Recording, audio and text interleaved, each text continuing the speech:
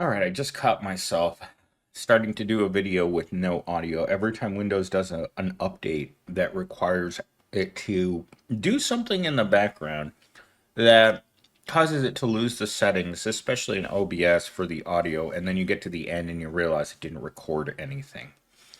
But I woke up this morning and there was a comment from an individual who wrote, "The rules were never designed to help the poor. It was designed to prevent you from becoming rich." So I took that comment and I thought about it for about 15 minutes and I put it into Chat GPT. And for some reason, my eyes are stinging right now. No good reason. And it wrote me a script and it basically told me everything I talk to you guys about every single day: stagnant wages, disproportionately affecting poor people, not having enough money to invest, spending all your money on rent, utilities, healthcare, and groceries, and then you get ahead a little bit, and then everything goes up. And so you're in a cycle where every time that you build up a little momentum, you get knocked down by price increases. And then they talk about banking systems are unfair with loopholes for the rich. And we all know this, that everything about being poor is unfair. And that's why you can't escape the cycle. And people are always coming onto this channel and talking about how easy it is to get ahead and how, you shouldn't complain in a country where you make this amount of money. And I'm like, if everyone's broke, everyone's looking for a better job. And obviously, no one can find this better job because if they could find this better job, they would spend their time enjoying their money and enjoying their life. But everything about not having money means the exact opposite. You can't enjoy your life. You can't enjoy anything. Like, it's truly a system in which it's designed for you to truly not enjoy anything. We don't enjoy getting up early. We don't enjoy the 8-hour day. We don't enjoy parole food. I'll tell you, I just had some pork chops and I wish that I could just make myself puke because they tasted so terrible. And again, it comes down to everything in life, starting with the food. Everything in our lives tastes bad. Even Susie Rotten Crotch tastes bad in these days because the things that we want are of such a low quality in our lives that we start to almost get, in a sense, we're all bitter at having to take a chunk of the rear end of our current life and it tasting like that, like rear end. And so you spend a lot of your time just kind of just sitting there, just kind of like chewing on it and wondering, it's like, is this it? Is this the overall low quality of life? Is this all that I get? And the answer to that question is yes. And yesterday, while I was sitting in the office, Gen Z kept complaining that he was having heart problems. And at some point, he went outside and had to lay down in his car for a couple of times because he's like, I just can't deal with this anymore. And I thought to myself, he only has a fraction. I'm talking a sliver of the responsibilities that I have, and he's already getting into a state in which he just can't keep going. And this is something that I've noticed about Gen Z a lot, is that they're very easily flustered and they start to get drained mentally and physically. Not just um, not just getting burnt out, but like physically becoming developing ailments to the workplace. And I would say that work violates the psychological safety of most young people. And it's terrible because as a person who's not accustomed to taking mental health days, I've found myself getting to a point in the work week where I just can't show up, where I am so over the grind of everyday work where there's always something that's not working.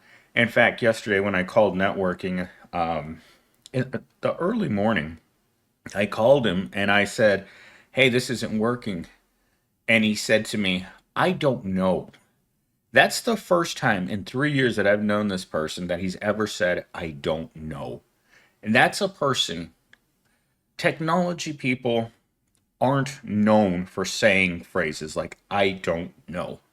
But I feel like more and more of us are reaching the point where we're saying, "I don't know."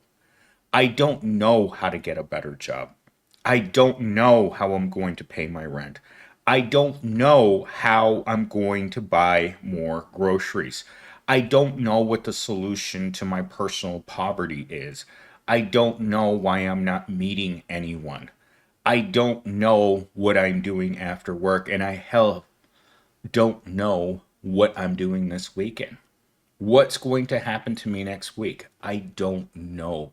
We live with this incredible insecurity about every aspect of our lives.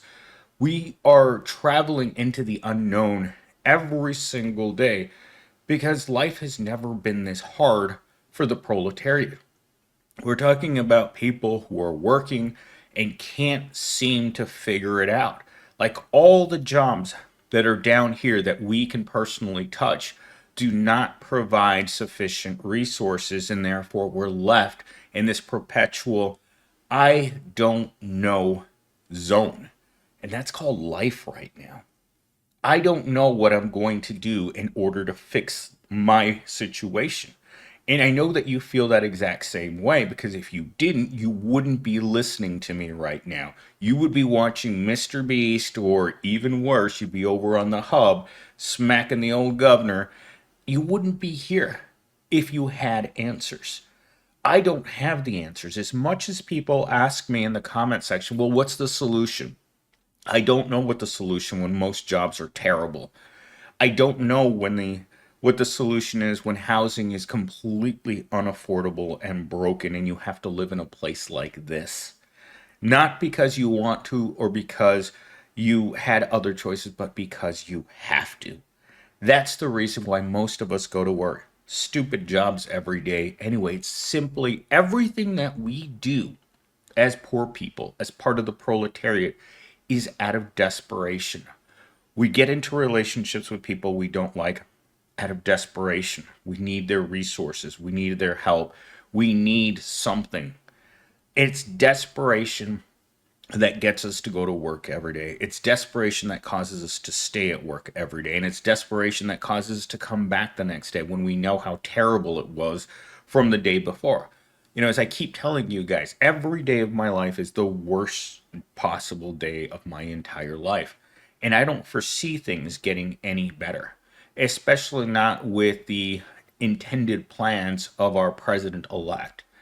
I foresee a system that's going to get even more difficult on bare survival. And that we are seeing the end of a time in which we were scraping by. We're moving towards a time in which we won't even be able to scrape by. Because if you remove the safety barriers, the so called safety net that we currently have, where a job has to pay at least a certain amount, I think we're moving towards a future where rent is going to go up and the cost of food is going to go up in a way in which it's going to break the proletariat. And I'm not saying that just as a naysayer. I'm telling you this from the same way that I told you guys for 3 months that the Dems didn't have a chance at a win. And you guys kept pushing and saying, "Oh no, there's no way." Here we are yet again. And things are getting worse. And I'm seeing it in all the people around me. And I know that you guys are feeling that stress, that you guys are feeling the panic attacks, the anxiety, the severe depression. I've come to the conclusion that being depressed is the default position of the proletariat. Because if you stop and you think about what would solve depression across our entire society, it's a better world. A world without money, a world without problems, mainly financial problems. When it comes to depression, not being able to move forward financially because you can't find a better job is a great source of depression. And if you think about who doesn't have money, it's the 99%. while the 1% continually tell you it's your fault. And I think that's where I'm going to leave today's video, because we all know that poverty disproportionately impacts lower income individuals. And a lack of affordable education, to limited access to quality jobs, the so-called rules of success don't consider the reality many face, keeping social mobility just out of the reach for those at the bottom. And that's where I'm going to leave today's video.